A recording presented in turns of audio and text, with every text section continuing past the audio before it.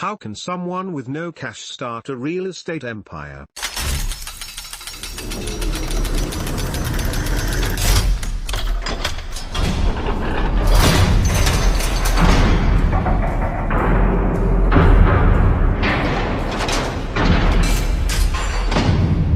I apologize if this has been discussed before, but I have been looking online or forum for ways to get into real estate with no cash.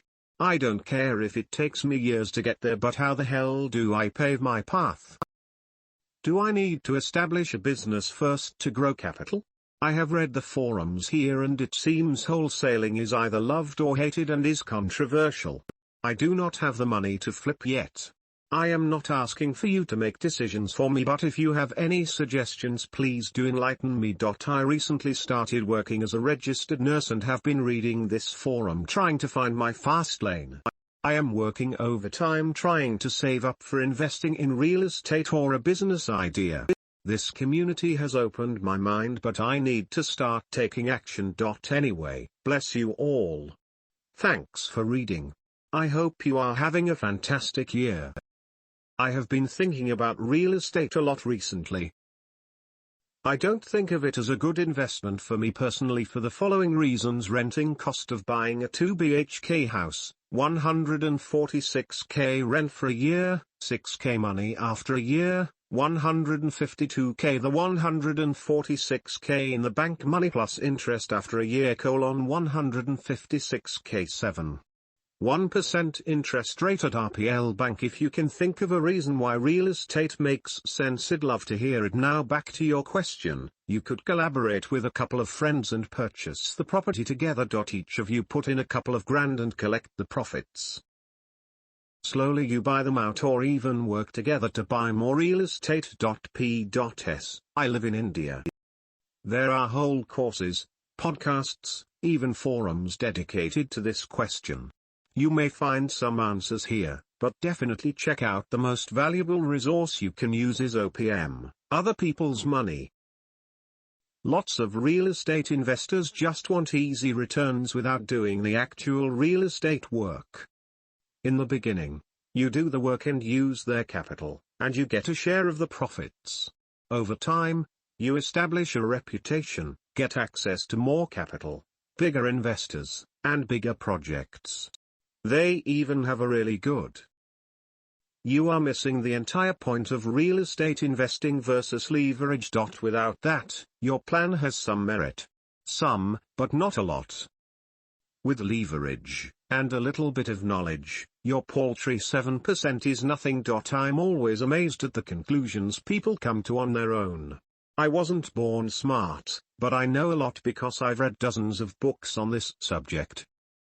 Even wrote a couple of them, which I just recently realized. Thanks, Jay. Get yourself some knowledge beyond rolling it around in your own head. Don't stay in the dark. Could you please explain? I'd love to hear more. BTW, I'm talking about real estate as a low-time investment side project and not your actual business. Hope that clarifies things a bit. Even as your main source of income, would you choose building a real estate empire versus your own business, whatever it may be? P.S. I am no expert on the topic, would just love to hear your opinion. Get a lawnmower and get to work. In no time, you can have whatever empire you choose. I started with no cash. I got investors to put up the money. It started with finding the project and having the investors waiting in the wings. Then I did the work. The dirty work, and the marketing. And then I did it all again and again until I had my strutting money to do it on my investments. Even now, 42 years later, I'm not too good to do anything myself. Every Sunday, I still walk with a friend around my property, and we pick up trash. I wave at my tenants as we walk through my mobile home park, making sure everything is clean. I still do the shopping and I pick up the building materials. No one takes care of my money as I do. The same with my properties. It's a mindset. It's a point of view. It's a commitment. It's a lifestyle. I have gone further and done more in my lifetime than I ever would have guessed when I was young. Women couldn't qualify for a house loan or have a credit file when I became a woman in 1972. A woman's salary couldn't be considered because either she was within childbearing age or too old. There were very few types of employment available to women. The Fair Credit Act became the law in 1974 as part of the civil rights movement.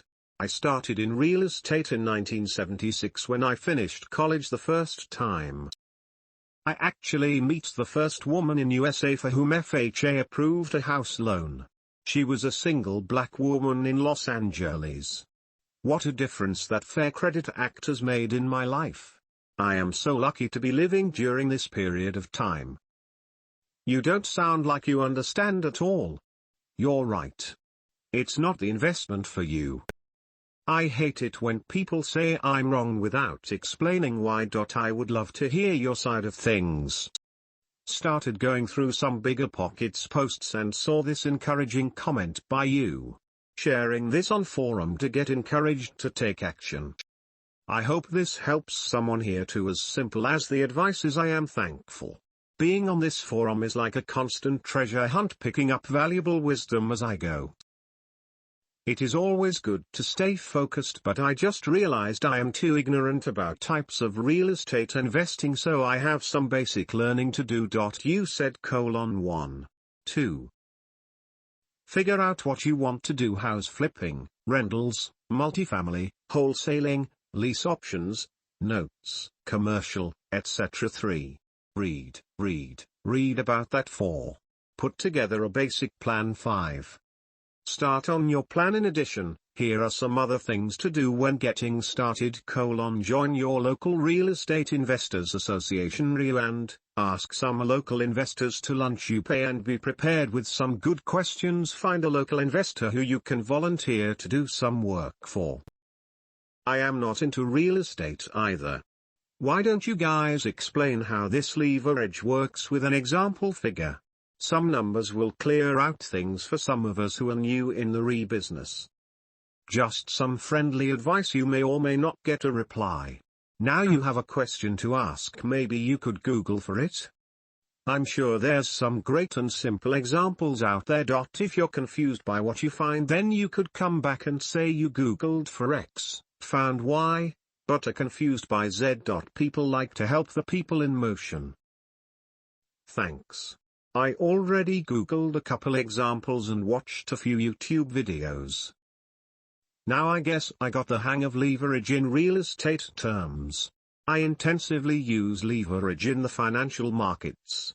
So, I wanted to know if it worked the same way in RE too.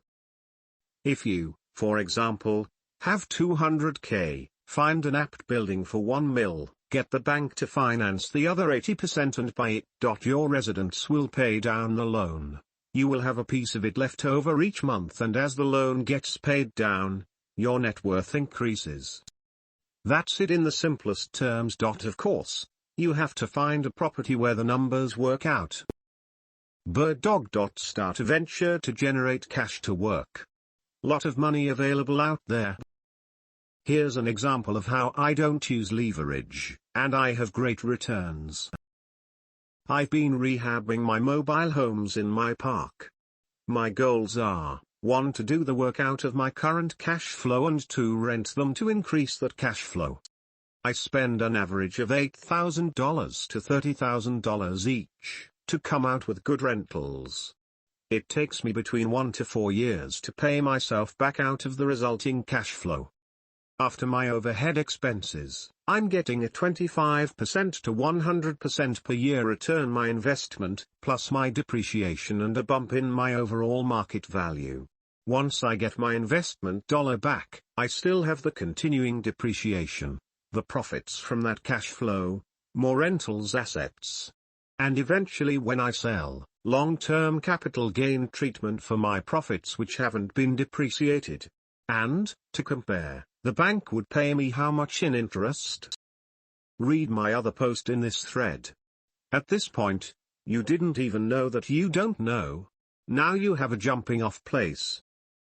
We have this internet thing that can answer every question you throw at it. I use it extensively for things I don't know much about. Right now I'm concentrating on landing pages. I have spent hours reading about this. And that's only landing pages. You want a course on the advantages of investing in real estate here, in a paragraph or two? I wish life was that simple. Okay, here you go. Luckily it is that simple, with Google. Use the example below as a beginning. Play it out. What would happen if you spent the entire $100,000 that is used in the example? What could you do with the cash flow you make from the investments? How could you increase your income stream and reduce your expenses at the same time? Much to know. The lesson here is not the lesson. The lesson is that I gave you the answer already. Leverage. You now have something to research and build on. That is how you learn and grow. I say this because I did not have this knowledge at one time either. How did I figure this out then? It sure wasn't as easy as Google, I can assure you that much. There are powerful tools at your fingertips.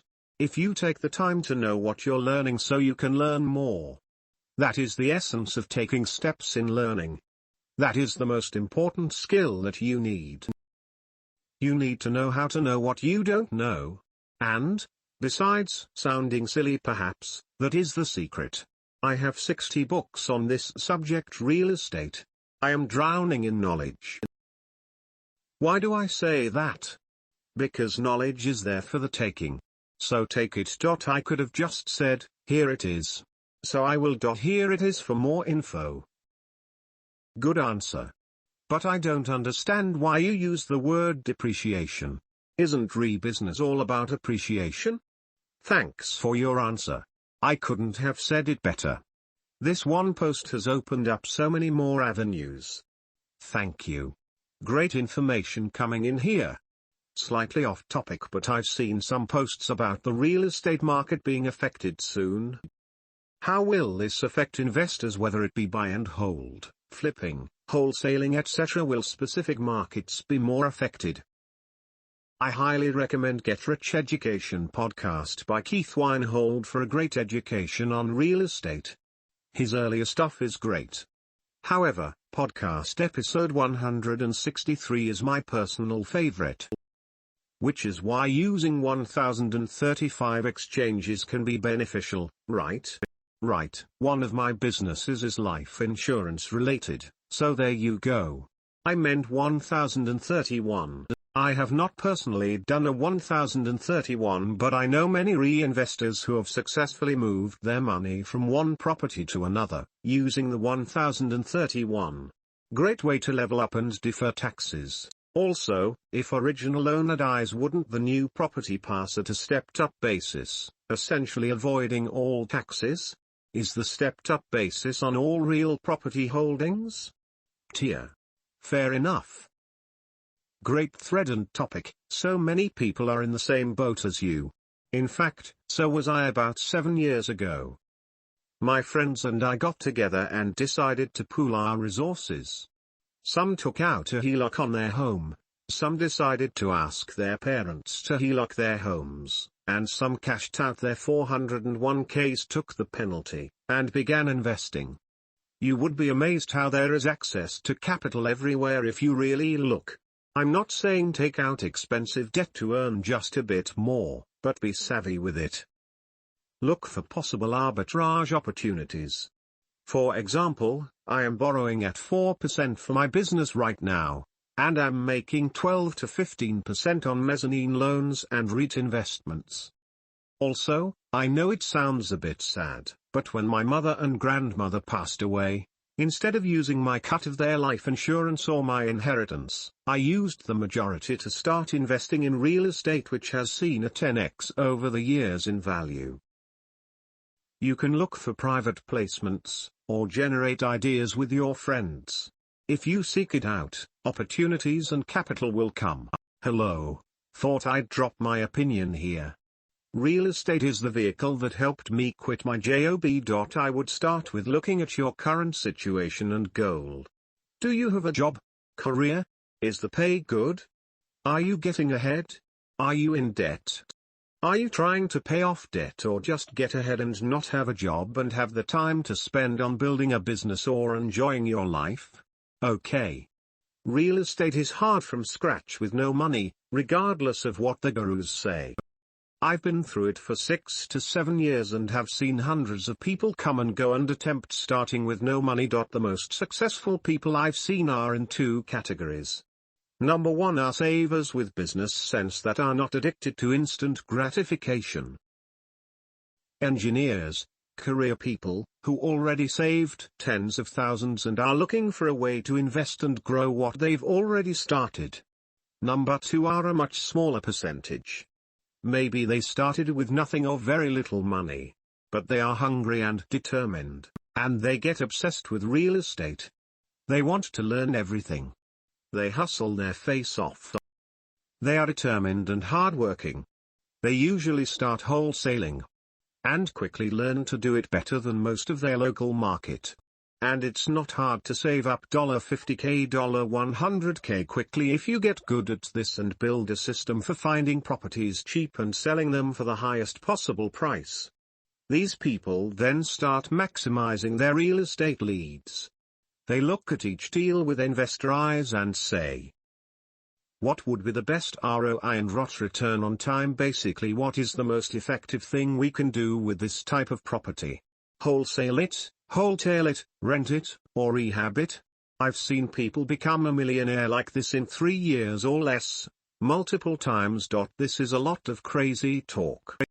But if you're interested in seeing how far the rabbit hole goes, if you want to be part of number 1, make your money first in another business. Cash business would be great, or even a high-paid salary can be reinvested and leveraged in rentals and grow your net worth quickly. If you want to be part of number 2, start researching wholesaling houses. Learn to extract information quickly from books. Buy a $250 course and implement it. Go to every single real estate investor meeting in your area and be a noisy sponge. Ask questions. And take notes. Learn your numbers. And go make deals happen. Eventually you'll have done several in a month and wake up with options. Go do it. Nonetheless, depreciation is a huge benefit when buying investment property. What other benefits does depreciation entail other than deferring taxes? Generally, yes. It would essentially reset that basis, and could then be depreciated over again and would have a higher basis when you sell. Be careful using the term all taxes. This is for income tax only. Estate taxes are a different subject. It resets the basis, meaning the investment property is valued at the date of death. So, any past depreciation is no longer taken into consideration and the beneficiary can begin depreciating the asset all over again. Am I reading you right? And estate taxes would refer to state and federal death tax. Some states don't have it, but it matters the location of the asset, not the state you reside in, if I remember correctly. So a $10 million estate would have a death tax or inheritance tax but would still be under the current federal exemption limit. As long as the full asset value is included in the estate, yes. As a general disclaimer, there may be items specific to your situation, so you should seek tax advice from someone who has full knowledge of your specific situation before making any decisions. I am just looking the advantage of the asset. You buy a rental property. You get the benefit of the initial cash flow, thanks in part to the depreciation on the property. It eventually appreciates in value. Rather than sell it and create a taxable event, you do a 1031 exchange into a new property, using the equity from the old property. Once again, you depreciate the new property. You still have never paid taxes on the equity growth or the depreciation because you have not sold. You repeat this until process a handful of times on as many investment properties as you are able and willing to buy before you die. Then that inevitable day arrives and you die. Your heir gets the properties with a stepped-up basis and the previous depreciation no longer matters. The process begins again. The only potential tax ramifications would be state and federal death taxes if you exceed the exemption limits. Does that sound generally correct, or am I missing something? That is generally correct. Keep in mind, as you move up the scale while still alive, you won't get full depreciation on each successive property. For example, if you 1031 a partially depreciated $500,000 building into a $1 million building, your basis for depreciation on the new building generally is not going to be the full $1 million. It's going to be $1 million minus the deferred gain. Is a website that I quickly found that seems to have the calculation laid out accurately. Love it. Build millions in tax-deferred assets. What about the guy trading down in the 1031? He will surely get some money to compensate for the value difference. Would that money be considered income for him? Now the tricky part. Added on to the above conversation, can I take an equity loan from my $1 million property, for let's say, $400,000? Yes. But can I not pay income taxes on it because it is not income? It's a loan. I can then use that money to buy another property. I will in effect have a goose that lays golden eggs. A perpetuating ATM. That sounds right, but it also sounds too good to be true. The guy you are acquiring property from may not be doing a 1031 exchange. You don't have to buy and sell from the same person. It may just be a person looking to liquidate some holdings. Whether or not they recognize gain will be dependent on their basis versus sale price. Correct. A loan is not income. You can take a loan out on one property to purchase another, without it being a taxable event. One way to do this efficiently is to look for a portfolio lender, just like they sound. They will lend on your entire portfolio, instead of having to apply for each property independently. This is usually reserved for individuals with higher real estate holdings. Fantastic. Great link. Thank you. I did not connect the dots on this. Let me give you an example, and see where I went wrong. I have a property that I am definitely doing a 1031 exchange on, to defer taxes. That's my main purpose. But I also want to trade up. I trade my property, worth $800,000, for a property worth $1 million. How does that $200,000 imbalance get settled? It has to be settled somehow. Boot. That is cash, or cash equivalent my yacht. So I don't see how you can say the guy I am doing the exchange with might not be doing the exchange.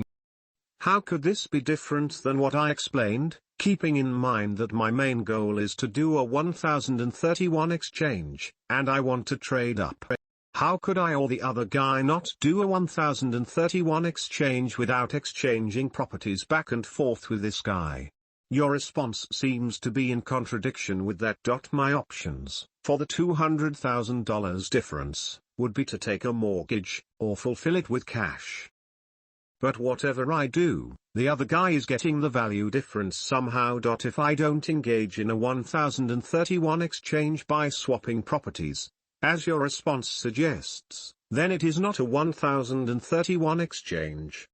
I can have it one way or the other, but not both ways. Okay. Am I missing something in this analysis? The disconnect is that you're thinking about it as one transaction, trading your property for his. It doesn't have to be this way.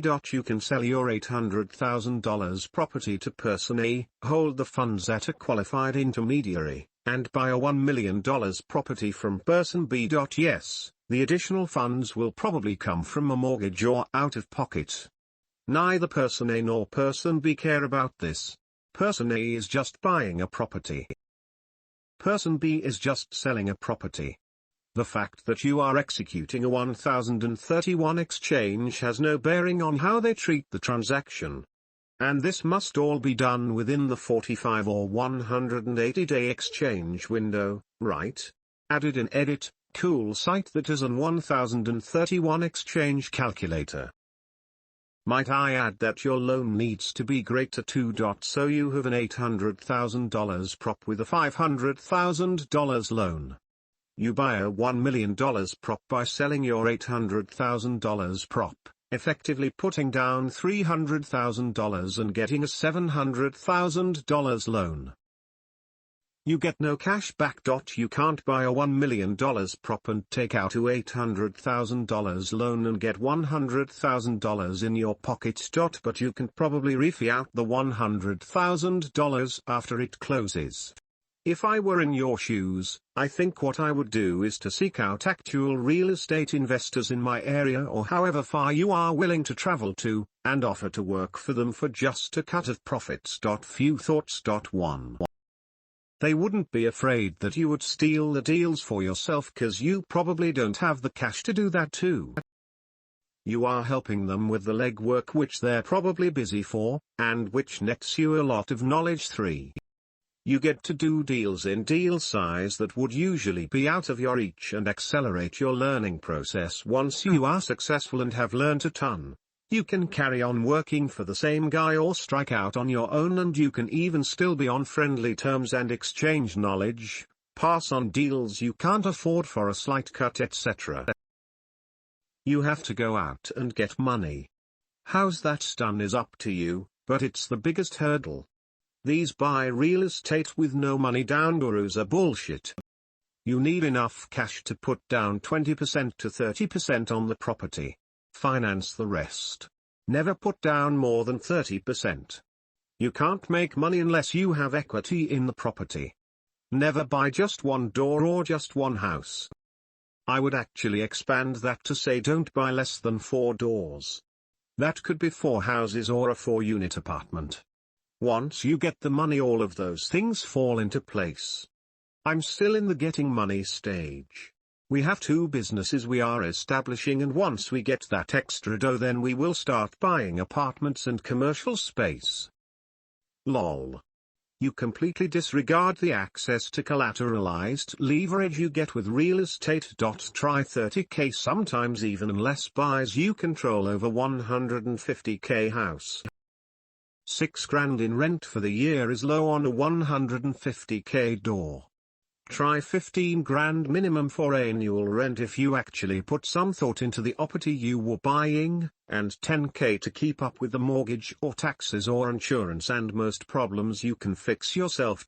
Barring any unforeseen issues, you would be turning 30k into 35k. Not 150k into 155k. There are also tax advantages like depreciation in RE. That's a 17% return. Most people would be pretty happy. I think it's a lot of work for 5 grand. I like the numbers far better on multifamily deals and will buy an apartment complex at some point. I have been getting my feet wet in RE though. Listen to, and they know what they are talking about. You said you don't care if it takes years. But you are hell-bent on building a real estate empire with no cash. Why not get some cash? Just curious. People with jobs can have an easier go of it getting the first loans. You said this so damn good. Rep on the way. You should give a run for his money and write a book. I have several of his, and they are worth their weight in gold. But he could use a little competition just to keep him on his toes. My own cash or loan cash? I have never bought or invested in RE before. Even if I did have cash, I would not know how to best put it to work in real estate, but the posts here have helped a bunch so far. That is why initially wholesaling real estate got my attention, because I could pay for marketing from my job while growing a system and business out. But I liked the idea of saving up and flipping also. I have only recently started saving up my own cash since I get paid more from my job now after finishing up college. I don't want to be in this to make a quick buck. But my end goal is to build a system I can maybe sell one day if I wanted to and buy and hold long term. You must be talking about a different business than I know for all these last 40 plus years. I'll leave that too. There are topics I would be far more qualified to write about. Can you post a link to your books? I'll make sure to add them to my list.